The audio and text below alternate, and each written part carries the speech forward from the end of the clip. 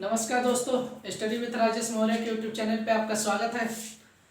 हमने पिछले लेक्चर में गेहूं की कल्टीवेशन देख रहे थे, जो हमने समझ लीजिए आज हमारा उसका लास्ट लेक्चर है। तो हमने आप सबको बीमारी या डिजीज के बारे में बता दिया था। किसके बीमारी या डिजीज के बारे में बता दिया था? यानी जितने भी रस्ट होते हैं हमने बताया था, ब्लैक रस्ट, ब्राउन रस्ट और येलो रस्ट। तीनों रस्ट के बारे में अच्छे से हमने आप सबको बता दिया। अब आज उसी के आगे हम स्टार्ट करते हैं, यानी जो डिजीज की कुछ क्वेश्चन छूटे थे या जो बीमारियां कुछ बची थी उसी को आज हम कंटिन्यू करते हैं उसी के आगे। तो आज हम देखते हैं, स्टार्ट करते हैं loose smut of wheat. Loose smut of wheat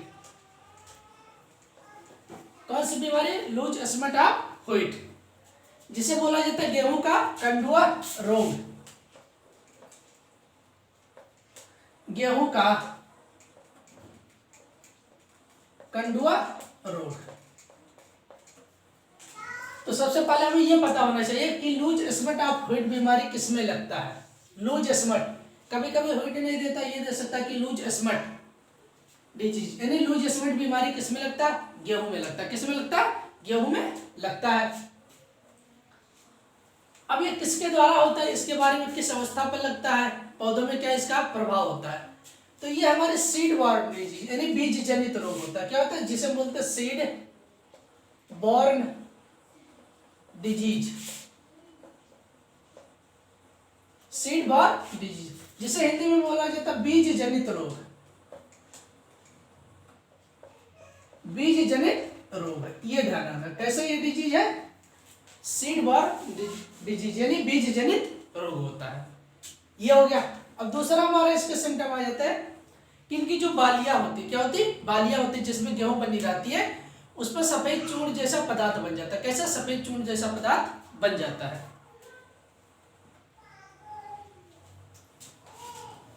इन्हें गेहूं की बालियां में दानों के स्थान पर गेहूं की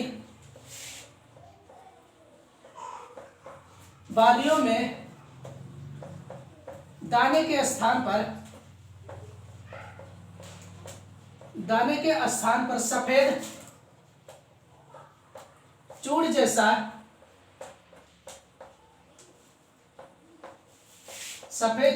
पदार्थ बन जाता है।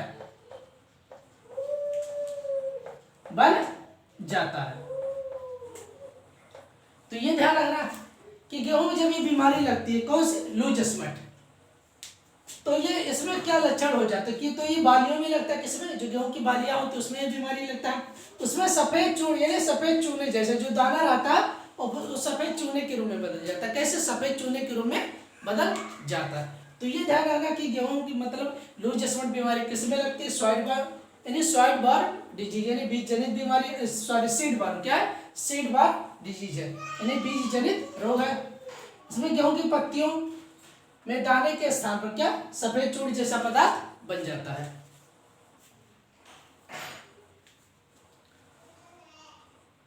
अभी अब इसका कंट्रोल या रोकथाम किससे करते हैं? क्या कंट्रोल या रोकथाम?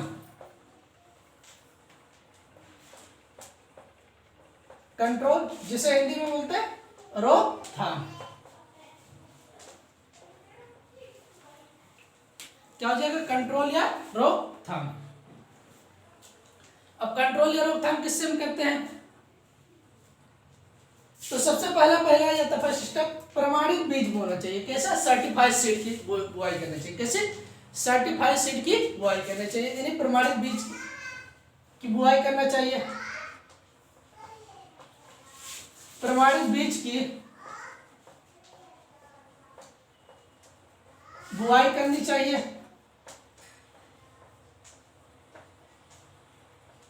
यानी पहला स्टेप क्या? प्रमाणित बीज की बुआई करना चाहिए। दूसरा हमारा हो जाएगा रोग रोधी किस्मों की बुआई करना चाहिए। रोग रोधी यानी जिसमें बीमारी ना लगे।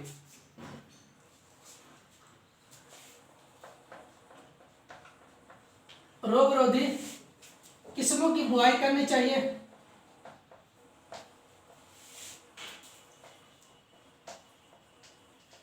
बुआई करनी चाहिए। तो ये ध्यान, रोग रोधी किस्मों की बुआई करना चाहिए। उसके बाद हम किस दवा का प्रयोग करते हैं ये भी देख लेते हैं। क्या ये दो हमारे स्टेप हो गए जो मतलब हम कर सकते हैं। उसके बाद सीड ट्रीटमेंट करना चाहिए। तीसरा सीड ट्रीटमेंट,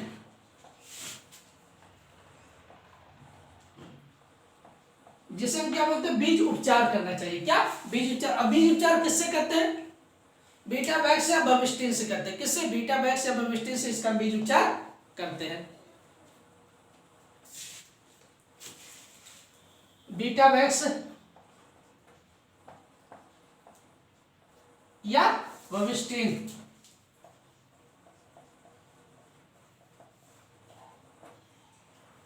बीटा वैक्स या बविस्टिन 2.5 ग्राम दवा प्रति केजी सीड, ये ध्यान रखना। 2.5 ग्राम दवा होना चाहिए प्रति केजी सीड की दर से इसको हम उपचारित करते हैं। क्या करते हैं? सीड ट्रीटमेंट किया जाता है या बीज उपचार किया जाता है। तो ये हमारी कौन सी बीमारी थी? लूज एस्मेट ऑफ व्हीट, यानी गेहूं का कंडुआ रोग हिंदी में बोला जाता है। ये सीड वॉर्म डिजीज होता है, यानी ये बीमारी बीजों में होती है। क्या? हमारे बीजों में ही लग के आती है। अगर हम कोई बीज लेते हैं तो उसमें ये बीमारी बनी रहती है। अब गेहूं की बालियों में दानों के स्थान पर सफेद चूर्ण जैसा पदार्थ, जब ये बीमारी लग जाती है, जब गेहूं में बालियां आने लगती है तब ये बीमारी लगती है। और दाना को सफेद चूने जैसा पदार्थ बन जाता है। दाना नहीं बनेगा, क्या उसमें सफेद चूने जैसा पदार्थ बन जाता है। अब कंट्रोल किससे करते हैं? प्रमाणित सीड यानी सर्टिफाइड सीड की हमें बुआई करना चाहिए। रोग रोधी किस्मों की बुआई करना चाहिए, मतलब जिसमें बीमारी ना लगे।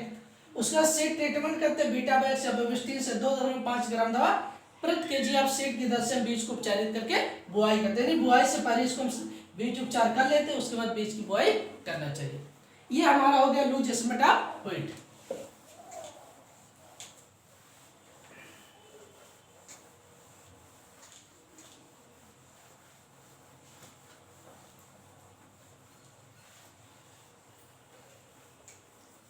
अब दूसरी बीमारी हमारी आ जाती है बंट डिजीज। कौन सा हो जाएगा? बंट डिजीज।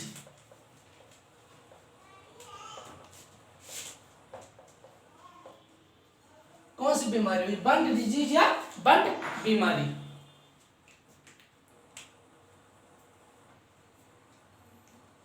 तो गेहूं में बंट दो प्रकार के होते हैं, ये ध्यान रखना। टाइप्स ऑफ बंट, मतलब बंट देखा जाता है तो गेहूं में दो प्रकार के बंट लगते हैं। बंट डिजीज दो प्रकार के होते हैं। नंबर 1 करनाल बंट, करनाल बंट हो जाएगा, ये हो जाएगा।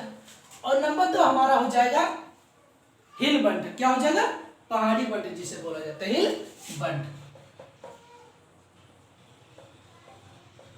इसको हिंदी में ऐसे लिखा जाता है करनाल बंट, और इसको हिंदी में पहाड़ी बंट। क्या बोला जाता है? पहाड़ी बंट, ये ध्यान रखना।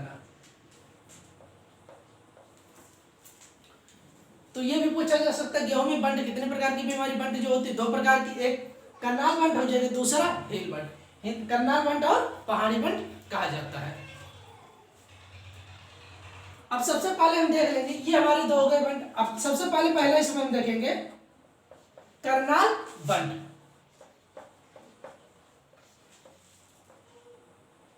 कौन सी बीमारी? करनाल बंट।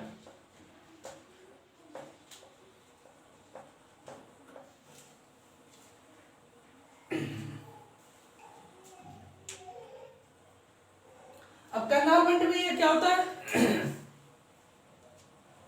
ये फफूंद द्वारा होता है। किसके द्वारा? कवक द्वारा लगने वाली बीमारी। किसके द्वारा? कवक द्वारा बीमारी होती है।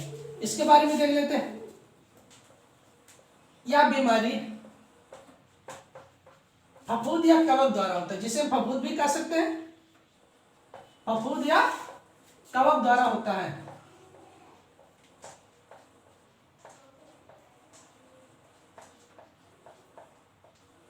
तो ये ध्यान रखना, ये बीमारी किसके द्वारा? कवक या फफूंद द्वारा होता है। इस बीमारी में क्या होता है? वही काले जैसा चोट पदार्थ बन जाता है। किसके द्वारा? काले जैसा चोट पदार्थ बन जाता है अगर ये बीमारी लग जाती है तो। और सबसे पहले ये बीमारी कहां पर देखा गया ये देख लेते हैं। ये बीमारी सबसे पहले कहां पर देखा गया? तो करनाल में 1930 में। यह बीमारी सबसे पहले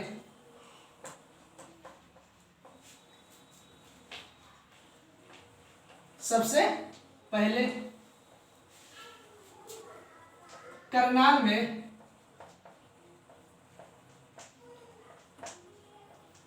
1930 में देखा गया था।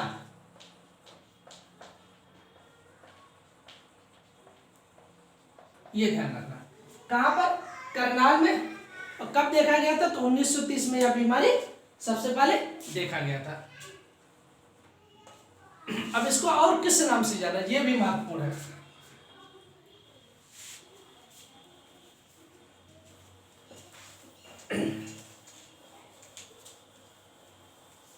अब आगे देखते हैं, इस बीमारी को केसर डिजीज के नाम से जाना जाता है। किससे? केसर डिजीज के नाम से, या केसर, इस रोग को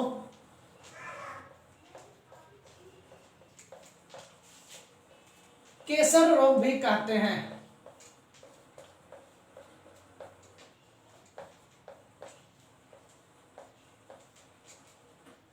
तो ये ध्यान रखना, इस रोग को क्या कहा जाता है?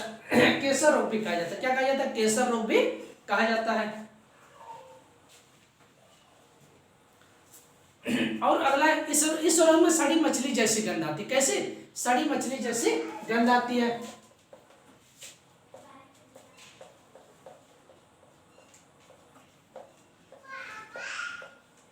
इस रोग में सड़ी मछली जैसी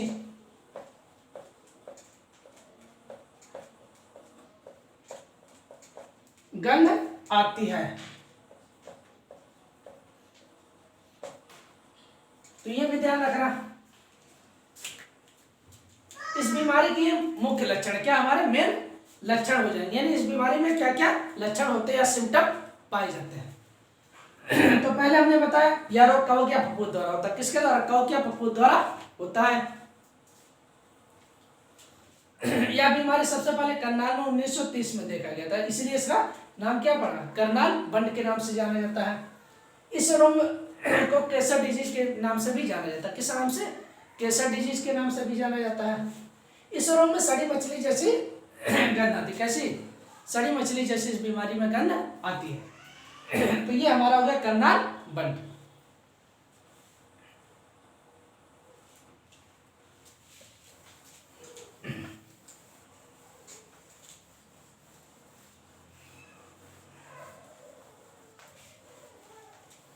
अब देखेंगे कंट्रोल या रोकथाम, यानी कंट्रोल या रोकथाम किसके द्वारा करते हैं?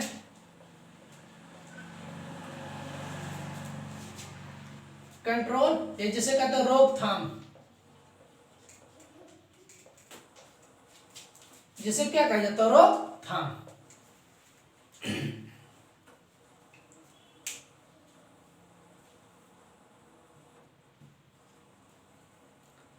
तो इसको फूल आने के समय इंडोफिलियम 45 का छिड़काव करते हैं। किस अवस्था? फूल आने के समय,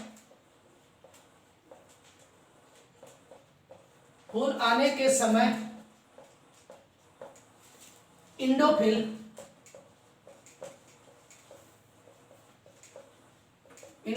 45 का प्रयोग किया जाता है।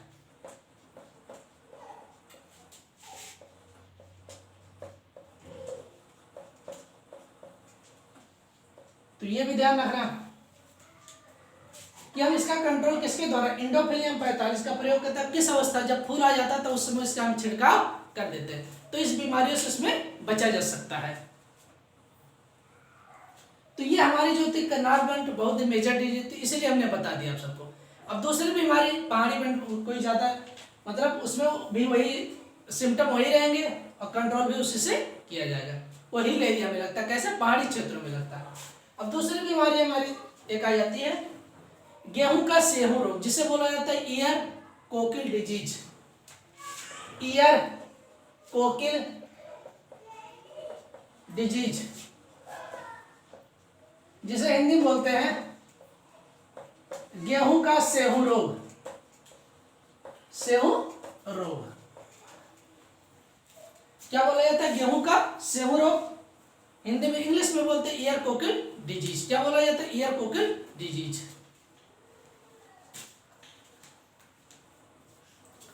अब ये क्या होता है, यह रोग निमेटोड द्वारा होता है। किसके द्वारा? निमेटोड। ये बहुत ही महत्वपूर्ण पूछा जा सकता है कि गेहूं में कौन सी बीमारी जो निमेटोड द्वारा होती है। यह पूछा जा सकता है ईयर कोकिल डिजीज किसके द्वारा? निमेटोड द्वारा। यह रोग निमेटोड द्वारा होता है। तो ये कहोगे आप फफूंद द्वारा नहीं होता, किसके द्वारा? निमेटोड द्वारा होता है। इस रोग में प्रभावित पत्तियां टेढ़ी मेढ़ी हो जाती है। क्या? प्रभावित पत्तियां टेढ़ी मेढ़ी हो जाती हैं। इस रोग से प्रभावित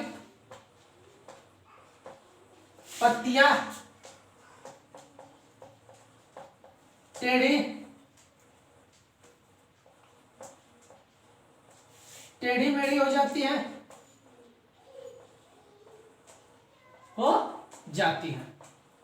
ये ध्यान रखना है। इस रोग से प्रभावित पत्तियां कैसी हो जाती है? टेढ़ी मेढ़ी हो जाती हैं, और इसमें बालियां छोटी बनी रहती। क्या? जो हमारी बालियां होती छोटी बनी रहती हैं,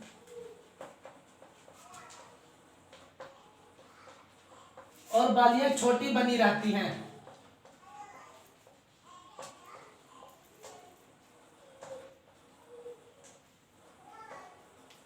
कैसे होती? बालियां छोटी बनी रहती हैं। ये हो गया। अब इसका कंट्रोल हम कैसे करते हैं? ये हमारे इस बीमारी के लक्षण हो गए। अब ये तक कंट्रोल या रोकथाम।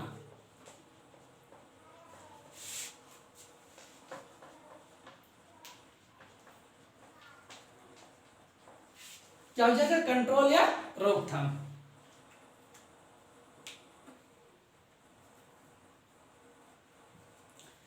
अब इसमें आ जाता है किस रोग की रोकथाम के लिए 20% नमक के घोल में से बीज को डुबो देते बुआई से करने से पहले। इस रोग की रोकथाम के लिए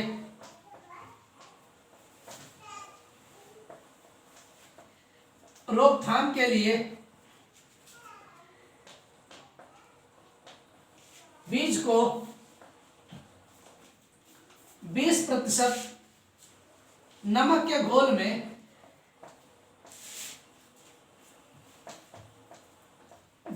डुबो देते हैं। डुबाते हैं। तो ये समझ लेना कि इस रोग की रोकथाम के लिए क्या किया जाता है? 20% नमक के घोल में बीज को बुआई से पहले उसमें डुबो देते हैं। तो जो इससे प्रभावित बीमारी गेहूं के बीज होते हैं वो क्या होते हैं? मतलब ऊपर आ जाते हैं। क्या होता है? ऊपर आ जाते हैं। तो हमारे गेहूं का जो बीज होता है वो अच्छा हो जाता है, यानी निमेटोड रहित हो जाता है। क्या? निमेटोड रहित हो जाता है। तो ये हम बता रहे थे कि ईयर कोकिल डिजीज, पहले ये हमें पता होना चाहिए ईयर कोकिल डिजीज किसमें होता है? गेहूं में। किसके द्वारा? निमेटोड द्वारा होता है। किसके द्वारा? निमेटोड द्वारा होता है। अब इस रोग से प्रभावित पत्तियां टेढ़ी मेढ़ी हो जाती है और बालियां छोटी बनी रहती है। बालियां कैसी होती है? छोटी बनी रहती है। इस रोग की रोकथाम के लिए बीज को 20% नमक के घोल में डुबो देते। किसमें? 20% नमक के घोल में डुबो देते, इस रोग के कंट्रोल के लिए।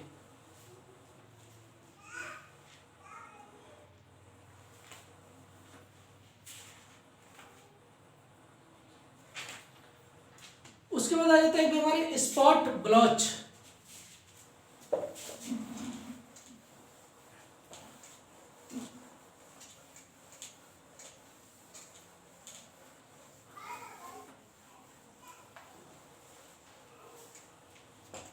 स्पॉट ब्लॉच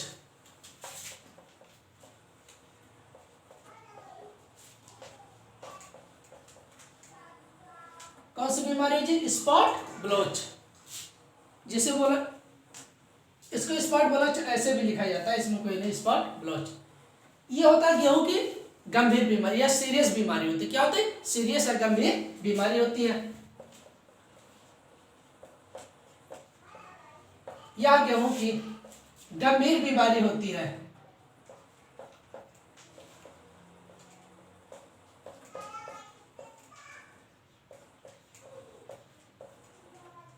तो ये ध्यान, ये गेहूं की क्या होती है? गंभीर बीमारी होती है। इससे पत्तियों पर भूरे गोल, कैसे होते भूरे गोल रंग के धब्बे बन जाते हैं अंडा आकार के, कैसे भूरे गोल या अंडा आकार के धब्बे बन जाते हैं। इस रोग से पत्तियों पर गहरे भूरे गोल व अंडाकार आकार के धब्बे बन जाते हैं, धब्बे बन जाते हैं। तो ये ध्यान रखना, किस रोग से पत्तियों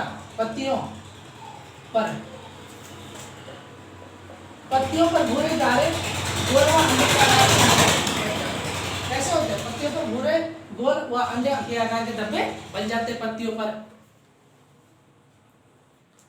जिससे दानों का आकार पतला रह जाता है। कैसे, जो दाने होते साइज होता क्वालिटी होता वो थोड़ा हल्का हो जाता है, क्या पतला रह जाता है, मतलब उतना अच्छा नहीं हो पाता।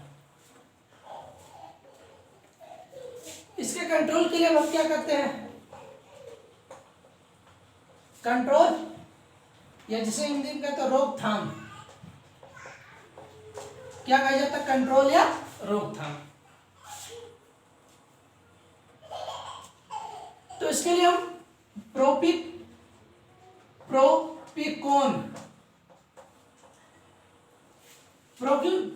नामक दवा का प्रयोग करते हैं। किसका, प्रोपिकोन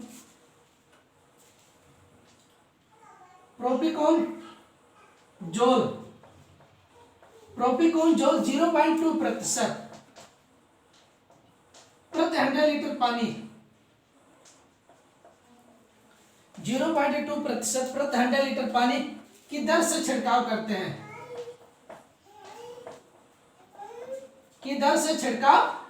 हैं, तो ये ध्यान रखना कि हमारा जो स्पॉट ब्लॉच बीमारी होता है, गेहूं की यानी सीरियस बीमारी होती है, इस रोग में पत्तियां भूरे गोल व अंडे के आकार के धब्बे बन जाते हैं। इसका कंट्रोल या रोकथाम किससे करते हैं, प्रोपिकोन जोल 0.2% प्रति 100 लीटर पानी की दर से इसके हम कंट्रोल या रोकथाम या छिड़काव करते हैं। तो अधिकतर जो हमारी सीरियस बीमारी थी गेहूं की वो हमने लगभग समाप्त कर दिया। कुछ जनरल क्वेश्चन लास्ट में बचेंगे, उसको हम आपको नेक्स्ट लेक्चर में कंप्लीट करा देंगे। तो ये आप जरूर बताइएगा कि हमारा आप सबको ये लेक्चर कैसा लगा, कमेंट बॉक्स में कमेंट करिएगा। तो आज के लिए हम इतना ही रखते हैं, धन्यवाद।